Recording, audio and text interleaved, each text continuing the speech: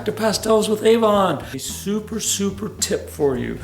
If you know what you're painting and you know that you're going to be on the light side or you're going to be on the dark side of the gray scale when your colors are turned to gray, your value scale, you need to start with a toned piece of paper. Working on toned papers, a lot of people who draw will use a brown tone or they'll use a gray tone, and then they'll just use that paper as a base. Well, in pastel, we cover the paper with pastel, but if it's a dark pastel, predominantly dark, then you need to use a dark tone.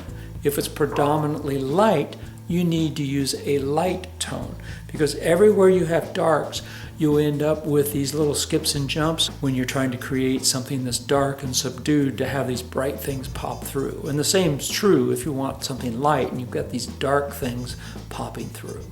So let's get started and I'll show you the paper that we're working on.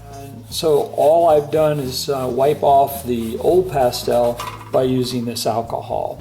This had a pastel on it, and I knew that the colors that were on it would turn into kind of a red-violet gray. We'll let this dry and then we'll get started. As usual, I work from sketches. Here's the two favorite out of the 4 or 5 that I did, but I'm going to go from this one. I put the light at the 1/3 mark here. You see I still mark off my 1/3, and I did it here. And I put the light areas in this 1/3 here. Buddy and I went out to this old lake that the only access is by foot and through the woods. There's nothing built up around it. There's one observation dock to be able to see the lake, but it's pristine in its original condition. And what struck me was the difficulty to get there. So this is more of an emotional picture. You could, as you hike there for about 30-45 minutes, you're looking through this thick woodlands that surrounds this lake, and all you see is little glimpses of the water or little glimpses of the sky. And at some point you go away from the lake and come back, all that sky and the lake, it gets missing. So I'm trying to capture that feel. But let's talk about working on the tone. You'll notice that it's very subdued with just some little spots of light. So when you're working on a tone base, that's what you want to. You want to find a subject matter that is going to work with the tone that you've got. Now, if it's bright sky, this might want to be blue, or it might want to be a light blue-gray.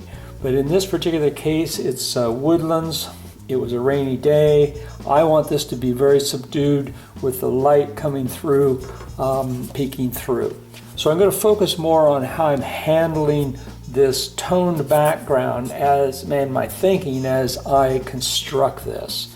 We won't take it to finish, but you'll get to see how I'm going to handle the light along this 1/3 mark and keep this subdued. The tint, I'm letting it help me.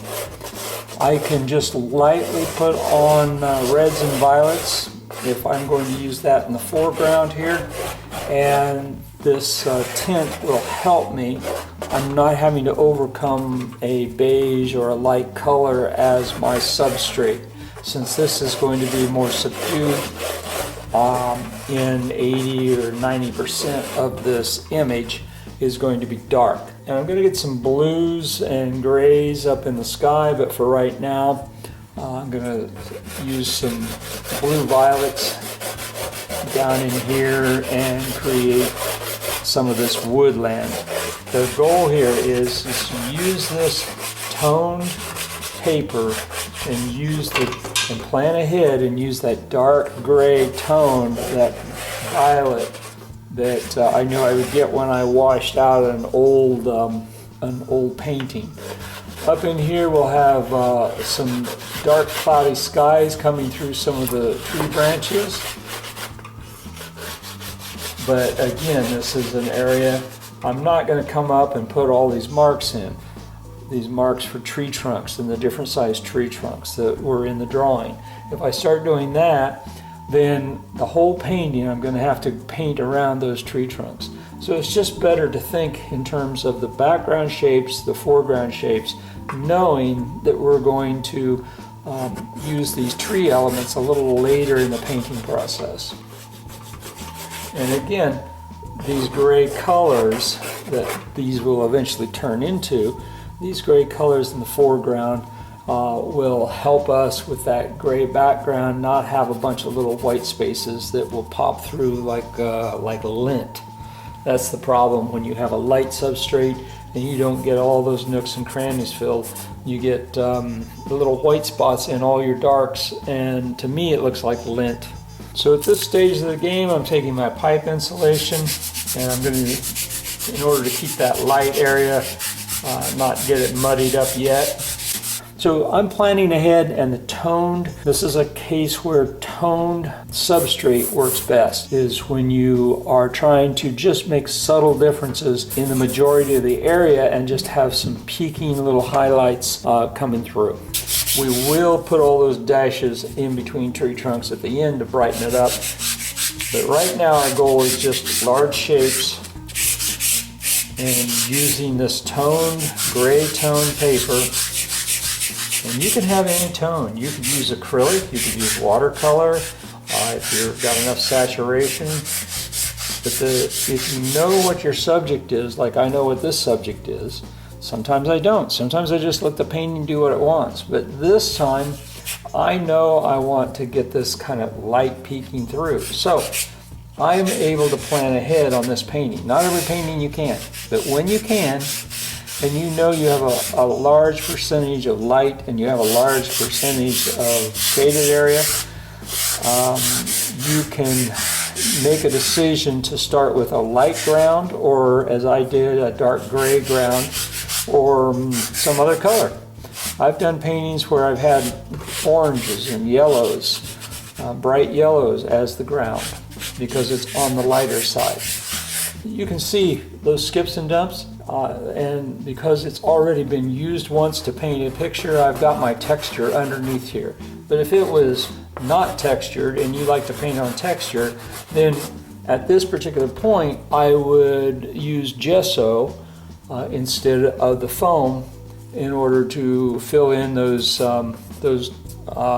spaces and not have and create and keep my tone background. I don't use black very often. I use it sparingly, and in order to make some of these larger tree trunks, which if you've ever observed nature, a lot of the trees that are at the bottom of the tree trunks, a lot of the trees end up having much darker bases if they're dark trees. I mean, there's light trees too, and those will have to be added in here too. We want this area to be a little bit darker or grayed down in value compared to as it gets closer to the lake and off in the distance. I'll probably cover some of this up, and the black will mix with some of the colors I put in here, and that's fine because I'm wanting to keep this subdued. And again, it goes back to why I used a gray, dark gray tone underneath this, is we don't want that light coming through. And already you can see I'm starting to get some shapes in there.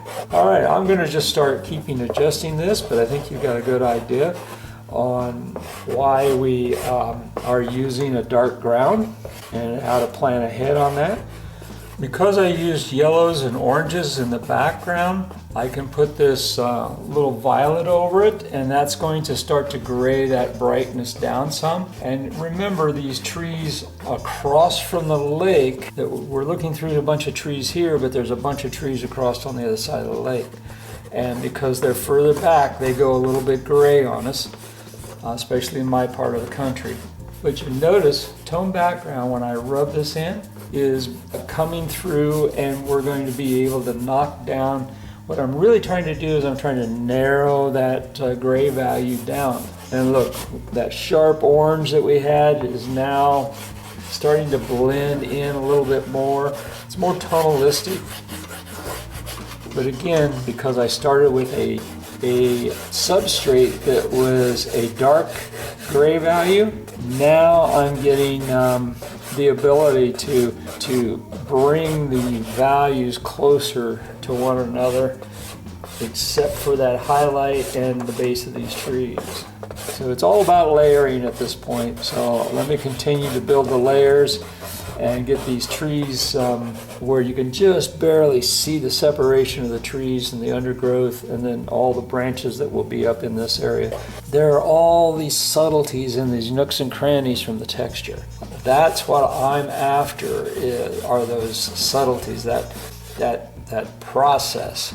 But I think you can see at this point, if I were to stop right now, you could see how we went from we're keeping this in, almost 90% dark in the value that gray was, except we're adding color. And that gray is coming through still in these skips and jumps.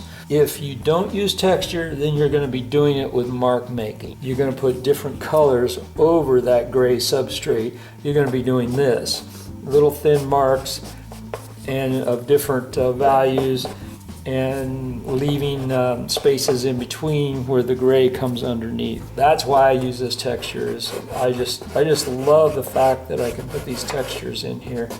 A mark like this will leave skips and jumps as though I'd made a million little marks as a mark maker. But now we're starting to get that kind of off in the distance through this massive trees and brush. We're starting to get that. Imagine if I come back in here and I put some highlights at the end, just to boom, boom, boom, then this thing will really take on that characteristic and that feel that I'm after. I'm after those few people who will look at a painting for hours or at least 10 minutes and try to figure out, what is the artist telling us here? And they may not guess what I intend, but at least they stop, and at least they are making some decisions themselves. This is a very grayed down green, and because of the red in that red violets that I put on in the base, and we had that gray red violet that was the very, very alcohol base from the old painting, you can see that when this is lightly applied and I don't rub it all in but leave some of those skips and jumps, you can see I get some really nice little close-ups of or little nooks and crannies of those colors from that base. But I think you've got a good idea of how the base is, that base gray is playing as I make my color choices over this. I'm relying on the color hue, not light and dark values differences, to create the separation between these distant trees and the cloudy skies that day. And it all started with my choice of going with a toned gray, red violet gray dominant underpainting. It's easier to put in a little thin brush with this roller that's in the foreground, overlapping some of these branches. I can put some darks in there in a minute, but this is it looks light, but it's really, really a gray that is kind of a greenish gray, and when it mixes with those number 3s, I'm probably landing somewhere in the 4 or 5 range. Once I get this foreground, this brush in here in the foreground, I'm going to switch to something a little darker. As we started out that gray, this is almost the gray value of my underpainting with the old pastel. I'm duplicating that color. Up close, there's little specks where that texture lets us see that original underpainting color. And I'm trying to get some of that chaos that we get in a woodland if we're walking on a trail trying to get to this lake. This is Olin Lake, O-L-I-N, in Indiana, northern Indiana. It's a glacial lake, but it's totally undeveloped, totally in the wild.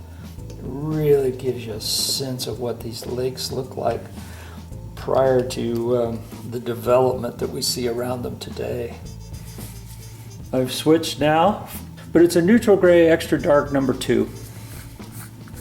So I come across here, I run the edge of this thing, and and I load up the edge of this little print brayer, and we're going to come in here and we're going to make some branches off of some of these trees. This is going to let me get this chaos that is up in the sky. Again, I'm after the feel, and I create a lot of mood by staying and controlling my values and keeping them on the dark side with just a few lights in there. All sorts of chaos in this undergrowth. Thanks for joining me. Hopefully you got something out of that. Hopefully you can see how that stained paper helped me in my darks. So until next time, happy painting everybody, and hopefully you'll join me on some live events coming up this next year. Bye bye everybody.